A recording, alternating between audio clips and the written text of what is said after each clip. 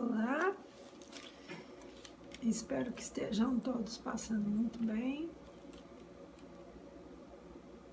E hoje eu vim trazer para vocês um dos casos de reencarnação do livro do Ian Stevenson, que eu já comentei em algum desses outros vídeos que eu fiz aqui,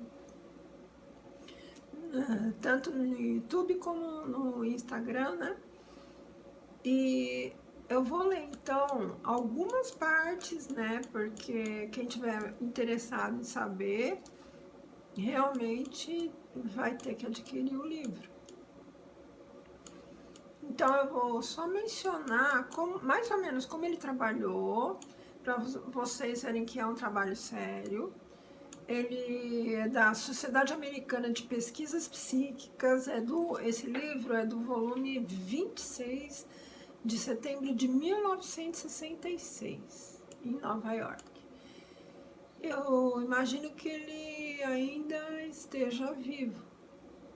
Deve ter uns 50 e poucos anos. E nessa época ele já tinha analisado 600 casos, mas de todos aqueles que ele teve bastante segurança, ele peneirou esses 20 casos e cada caso ele coloca as testemunhas, os possíveis fraudes, talvez, as possibilidades de fraude, e ele explica por que ele colocou esses 20 casos, que são os que tinham mais provas de serem realmente comprovados. Não esquecendo que ele não trabalha sozinho, né? Ele é dessa sociedade e tem a editora difusora cultural. Então nós vamos ver aqui o pedaço da apresentação brasileira. Eu vou ler só o que eles falam do Dr. Ian Stevenson. Então eles falam que compreende esse livro uma amostragem extraída do grande acervo de casos estudados por ele em vários países.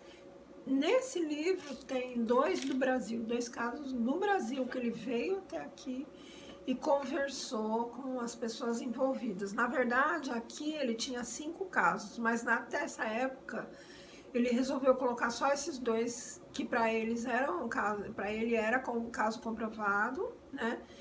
E os outros 2 estavam em andamentos, né? E o outro, o 5º caso, né, que foram 5 casos que ele achou aqui, ele não ia colocar porque não tinha provas suficientes, não tinha dados suficientes para atestar a veracidade, né?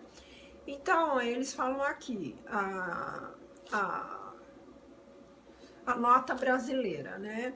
Esse cientista possui em seus arquivos cerca de 600 casos, dos quais investigou pessoalmente mais de 200 casos. Em linguagem técnica, essas ocorrências são designadas de nome memória extrasensorial. É como eles relatam esses casos. Como o próprio leitor irá verificar após inteirar-se do conteúdo desse livro, há inúmeras explicações para a memória extracerebral existir. Todavia, para muitos casos, tem forte evidência, que foi esse que ele colocou aqui, a favor da hipótese da reencarnação. Então, tem mais provas de ser uma reencarnação do que uma memória, né, de um passado. Apenas uma memória extracerebral, que eles denominam. Daí ele deu esse livro, 20 casos comprovados de reencarnação. Então, no final do livro, ele põe uma discussão geral, na qual ele vai examinar exaustivamente as hipóteses explicadas do fenômeno de memória extracerebral. Faz ainda uma rigorosa e honesta avaliação de casos estudados no contexto do livro. concernente à evidência que eles possam aduzir a hipótese da reencarnação e da sobrevivência após a morte. Esse último capítulo, por si só, ele já constitui um profundo trabalho sobre essas questões. E nós vamos encontrar lições acerca desse assunto, né? E sem dúvida esse comentário, né, feito por alguém da Sociedade Brasileira de Estudos Extrapsíquicos, e ele diz que é um marco, né, de avanço na ciência da parapsicologia. Então, é o Dr. S. Sim, porque os casos sugerem a sobrevivência após a morte, e na qual a pesquisa psíquica tem dedicado intensa e demorada atenção. Então, ele esse daqui é o Charmaine, da Sociedade Americana de Estudos Psíquicos, certo? Eu vou ler o que ele fala também, só um instante para eu voltar aqui. Esse daqui é o prefácio dessa segunda edição. Esse livro ele está à venda, né, em várias editoras, em várias lojas, é só procurar que vocês acham. Ele tem 257 páginas e ele é bem explicado, cada caso é muito explicado e ele mostra cientificamente por que ele chegou a essas conclusões, né, de fazer esses 20 casos comprovados. Então, ele fala que na segunda edição, o diretor dessa Sociedade Americana de Estudos Psíquicos, ele fala que este livro aqui que eu estou pegando, originalmente, ele foi publicado em 1966, com o volume 26, que era volume 26 dos procedimentos da Sociedade Psíquica de Conhecimentos, Sociedade Americana de Estudos Psíquicos, né? E ele foi e continua sendo dirigido principalmente a cientistas de qualquer disciplina que possa achar o conteúdo de interesse e valor.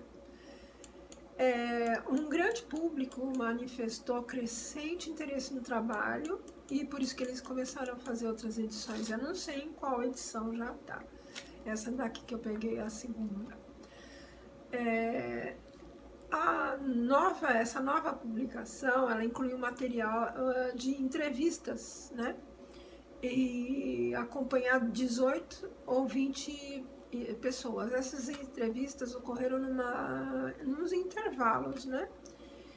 E cada um dos 18 casos, né, pelo menos uma entrevista foi realizada 8 anos depois dos casos terem sido recolhidos, porque para a segunda edição, né, eles colocaram mais pessoas, porque ele continuou as pesquisas, né? Ele, acho que ainda continua pelo mundo. Agora, eu vou pegar só o que ele fala. O caso, eu não vou pegar os casos no Brasil, eu vou pegar um caso na Índia, o primeiro caso. Os outros, vocês podem adquirir esse material e vocês pesquisarem por conta própria. Então, eu vou só colocar o que ele fala sobre o Brasil, nessa área, que é muito elucidativo. Devido à nossa influência cultural da África e da França, na época em que Kardec lançava os livros sobre a reencarnação e histórias relatadas por espíritos, os brasileiros aqui no Brasil, por volta de 1850, eles tinham muito o hábito de ir para a França para adquirir conhecimentos. E numa dessas idas, alguém do Brasil tomou contato, né, e trouxe para o Brasil. E eu sei de histórias de que naquela época quem tratava desses assuntos ou abria uma casa para estudar esses assuntos, a polícia fechava e prendia. Era proibido nessa época no Brasil lidar com qualquer desses assuntos, né?